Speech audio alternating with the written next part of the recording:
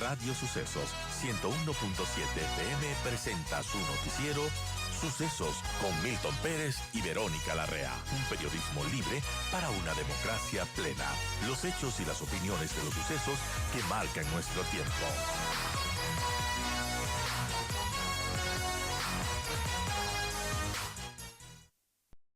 Buen día, Vero. Yo doy la bienvenida a Mónica Heller, presidenta de la Cámara de Comercio de Quito.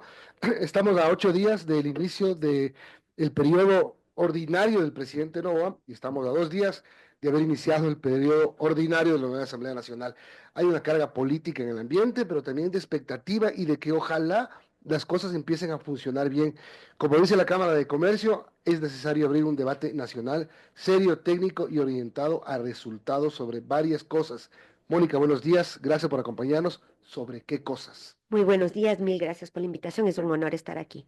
El primer tema que debemos enfrentar como país es el tema del empleo. Quiero decirles que el momento político fue importante, pero ya pasó.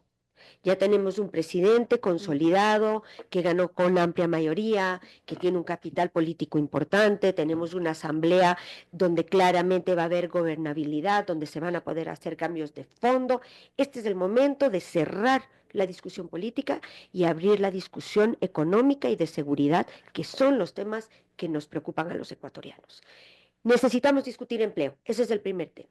3 de 10 ecuatorianos tienen empleo pleno, 7 de 10 no tienen empleo pleno. Ese es un problema endémico, transversal y profundo de la sociedad ecuatoriana. ¿Por qué no tenemos empleo?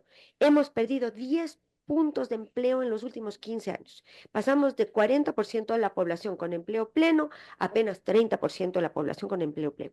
Esa es una cifra alarmante. Esa es una cifra que te lleva a la pobreza, que te lleva a la inviabilidad del sistema de seguridad social y que te lleva a un estado social de cosas donde el caldo de cultivo para la violencia, la inseguridad, las pandillas, etcétera, etcétera, se vuelve cada vez mayor. Este es el tema de mayor preocupación. ¿Y qué es lo que hay que hacer? Hay que entender que quien genera empleo en el Ecuador es el sector privado. 90% del empleo en el Ecuador viene del sector productivo. ¿Qué se requiere? Más inversión. Y para lograr más inversión necesitas mejores condiciones de inversión, estabilidad jurídica, reglas claras y por sobre todas las cosas, reformar el código laboral.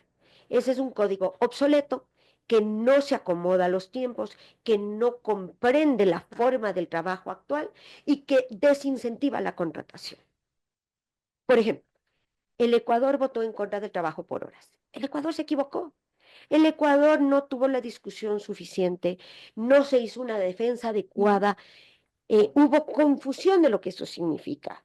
Y el Ecuador se equivocó. Y este es un momento donde nos merecemos como sociedad recomponer ese error y abrir la posibilidad de que los jóvenes puedan trabajar unas horas a la semana sin abandonar sus estudios, de que las madres de familia puedan trabajar sin abandonar las tardes con sus hijos. Es decir, hay muchos escenarios donde un trabajo por horas es un ingreso adicional, es mejor tener algo de ingreso que cero ingreso, y eso no constituye precarización. Ese es un error de concepto y es una administración de los temas para lograr rédito político, y eso no lo podemos permitir más. Ayer la ministra de Trabajo habló de varias reformas que vienen en camino, que se las viene pensando.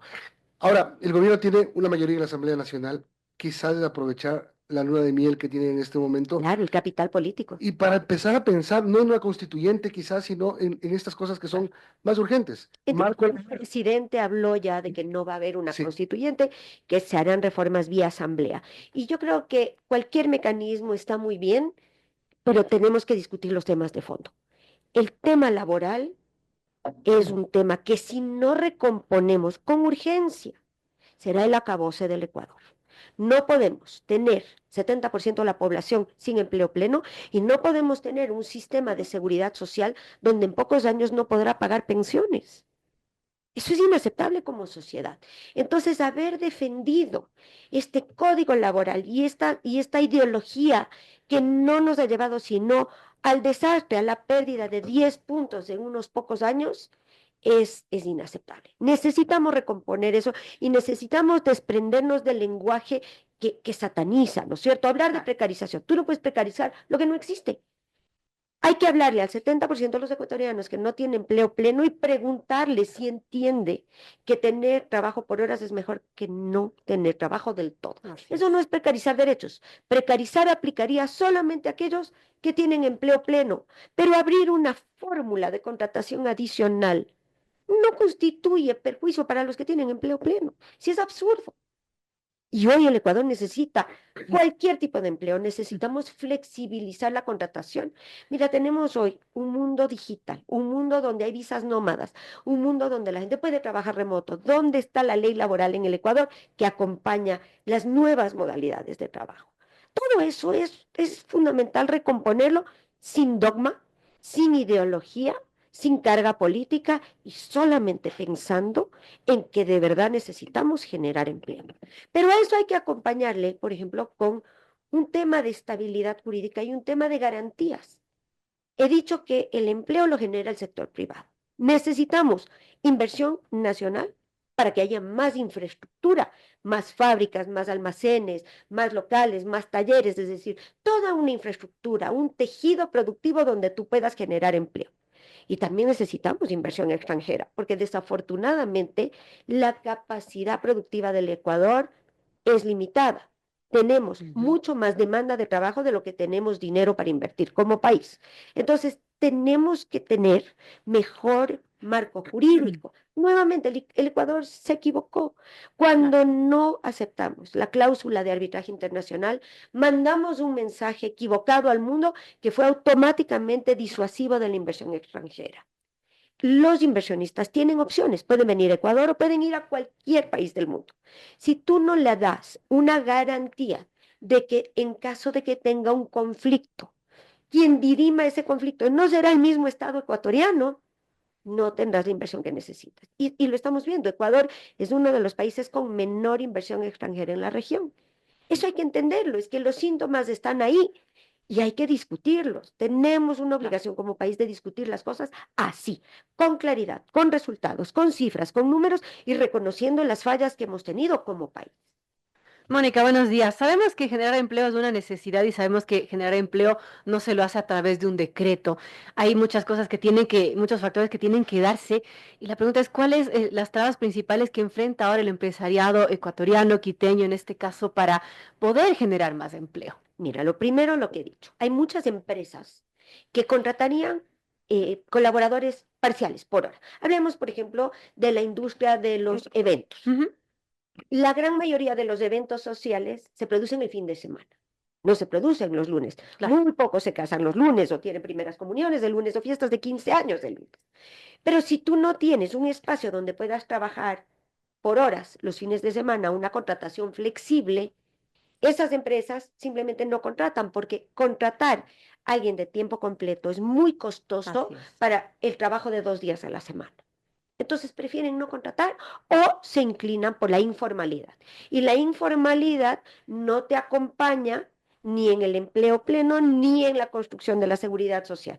Entonces hay que entender que esa es la realidad. El empresario grande puede afrontar ciertos pesos, pero la gran mayoría de las empresas en Ecuador no son grandes, son medianas y pequeñas. Entonces prefieren no contratar que contratar lo que no pueden pagar. Pero el otro problema que tenemos es que la carga laboral en Ecuador es altísima. Sí. Tienes un sueldo básico que es sustancialmente más alto que muchos de los países vecinos. Es el doble que México. Aparte tienes 13º, 14º, provisión de vacaciones.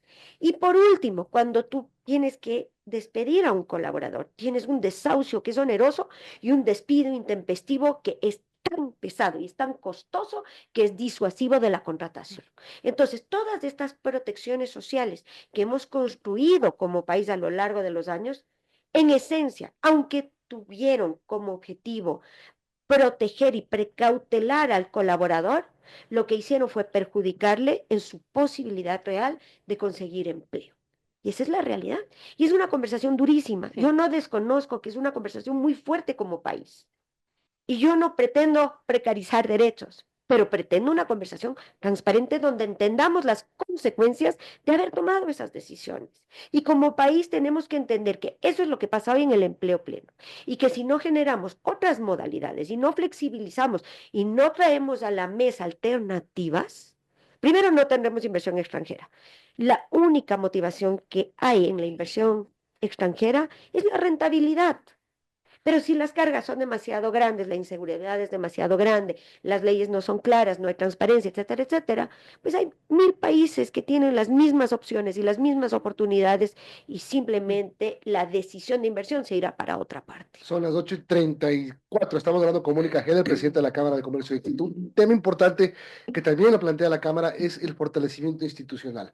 Y aquí yo puedo decir que el país se equivocó cuando no votó por el Consejo de Participación Ciudadana para restarle ese poder elector que más que todo es utilizado por sectores políticos para sus propios intereses. Así es. Ese es un problema. Nosotros hemos planteado que el Consejo de Participación no ha cumplido con la lógica con la cual fue establecido, más bien ha sido conflictivo, complicado y un espacio de administración de poderes, salvo muy honrosas excepciones de personas que lo han hecho, creo yo, muy bien, pero en su gran mayoría no ha cumplido. Y es una organización que el Estado y que el país debe discutir si quiere o no quiere su existencia. Necesitamos como país reconocer si nos hemos equivocado. Tenemos además una serie de errores institucionales. Mira, tenemos una asamblea enorme que nos cuesta como ecuatorianos. Cada asambleísta tiene un montón de asesores y conductores y vehículos que hay que asegurar, etcétera, etcétera. Todos esos gastos los pagamos los ecuatorianos.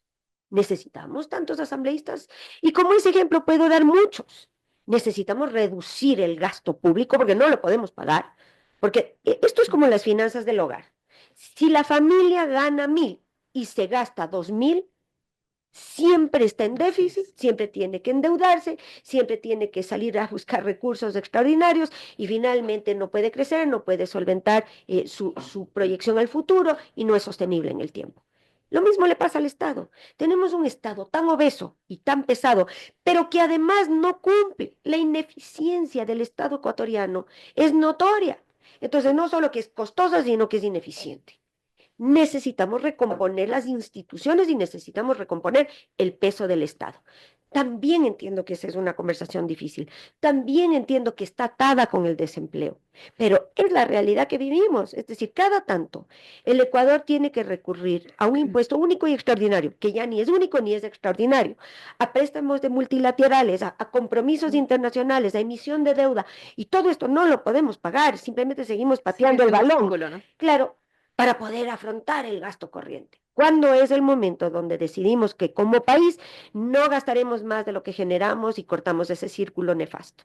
Y la inseguridad, ese es el tema fundamental que no ha sido tan exitoso en este gobierno tampoco, porque, a ver, las mafias son más poderosas, tienen más dinero, están ocultas, no son regulares, la minería ilegal está creciendo, lo que pasó en el Alto Punino es muy grave, muestra la gravedad de este asunto, entonces creo que sin cooperación internacional no se va Eso a es lo que poder. hemos planteado como Cámara. En el documento que les enviamos, hablamos precisamente de eso. Yo no estoy de acuerdo en que no ha habido aciertos en el control de la inseguridad. Yo creo que las cifras sí han mejorado. Los crímenes violentos, los asesinatos han mejorado. Lo que pasa es que tenemos que reconocer y recomponer muchas cosas. Tienes un país donde tuviste una migración irrestricta, donde entró mucho crimen al Ecuador. Y ese es un problema real que necesitamos reconocer como país. Se eliminó la base de Manta, que era una herramienta importante de control de la inseguridad. Es decir, todo lo que fue construido en algún momento para darle esa seguridad a los ecuatorianos se fue desmantelando con los años. Y recomponer eso no es un tema fácil ni es un tema inmediato. Yo creo que se han hecho buenos esfuerzos y yo creo que la Policía Nacional ha hecho lo mejor que ha podido Y con ha los venido- pocos recursos que tiene. y ha mejorado su equipamiento, es Y verdad. está mejorando. Autos, Así sí es. hay más inversión. Lo que yo digo es que no ha sido del todo exitoso porque los ecuatorianos esperan más, esperan poder salir tranquilos a la Nosotros calle queremos y vivir en el todavía no, Ecuador de hace 10 años. y todavía no estamos en esas Y condiciones. esa es la realidad. Todos queremos un Ecuador de paz. Pero eso requiere cambios profundos. La Constitución hoy no te permite tener apoyo internacional con presencia en el Ecuador. Entonces, nosotros claramente no estamos en condiciones como país de enfrentar el crimen que hoy nos acusa. O traemos apoyo internacional o esto nos seguirá quedando grande. Es necesario y urgente recomponer la camisa de fuerza que no nos permite hacer eso. El Ecuador nuevamente necesita hacer un mea culpa, mirar hacia adentro sin apasionamiento, sin banderas políticas, habiendo superado el tiempo político y mirar al futuro con óptica clara y preguntarnos, ¿qué país queremos? Y si estamos claros del país que queremos, esos cambios se deben hacer hoy, porque hoy es el mejor momento. Hay estabilidad política, hay mayoría política, hay capital político, hay voluntad. Hoy es cuando. Mónica, si hablamos de cambio de la Constitución, de reformas, ¿qué cambiaría, qué sugeriría que se cambie en la Carta Magna? Hemos mencionado, los 4 puntos que venimos discutiendo son la respuesta a esa pregunta. La Cámara de Comercio de Quito ha propuesto 4 temas importantes. Uno, una recomposición del Código Laboral, de las formas de contratación, una flexibilización y una incorporación de nuevas modalidades que nos permitan acomodarnos a los tiempos, dar más trabajo e ir recomponiendo el empleo pleno en el Ecuador. 2, necesitamos reconstruir la institucionalidad. Necesitamos desprendernos de organismos que no nos sirven y que nos cuestan, eficientizar el Estado, reducir el gasto público y volver a una verdadera institucionalidad. 3, necesitamos un marco legal que fomente la inversión extranjera. Necesitamos esa cláusula de arbitraje internacional que dará un mensaje positivo al exterior, que dará garantías legales y que generará un mejor marco para la inversión extranjera. Y cuarto, necesitamos modificar la Constitución para que permita el apoyo extranjero en el Ecuador para enfrentar los temas de inseguridad. Y la relación entre el sector empresarial y el ejecutivo. Hubo, digamos, contactos más fuertes en la época de los apagones, que ojalá no se repitan este año, aunque todavía no están las condiciones de oferta del país muy bien paradas frente a la gran demanda que tenemos, y otros temas más que acercaron al gobierno y al sector empresarial. ¿Cómo estamos en este tema y cómo se espera estar? Nosotros tenemos ¿Hay apertura por parte del gobierno? Mucha. Nosotros tenemos la mejor relación con el presidente. Estamos esperando a los nuevos nombramientos y el cambio de gabinete, pero esperamos tener la mejor relación con todo el gabinete como hemos tenido siempre. La obligación de la Cámara de Comercio de Quito y de la Federación Nacional de Cámaras de Comercio del Ecuador, que también tengo el honor de presidir, es tener la mejor relación con el gobierno, porque si al gobierno le va bien, a nosotros nos va bien. Hay una relación simbiótica entre el éxito del piloto que maneja el avión en el que vas montado y tu éxito. Nuestra obligación es tender puentes, abrir conversaciones y tener la mejor relación. Esto no quiere decir que siempre estamos de acuerdo. Esto no quiere decir que aplaudimos todas las gestiones. Con frecuencia hacemos propuestas, con frecuencia discrepamos, con frecuencia negociamos. Pero esa es la base de una buena relación democrática y nos necesitamos mutuamente. El sector productivo necesita de un gobierno que le acompañe generando reglas claras de estabilidad, predictibilidad, confianza. Y el sector público necesita de un sector privado que genere trabajo, movimiento económico, innovación, inversión, contribución impositiva, entre otros. Tenemos que tener siempre una muy buena relación, aunque no estemos siempre de acuerdo en los temas de fondo. Gracias, Mónica. Mónica Heller, presidenta de la Cámara de Comercio de Quito.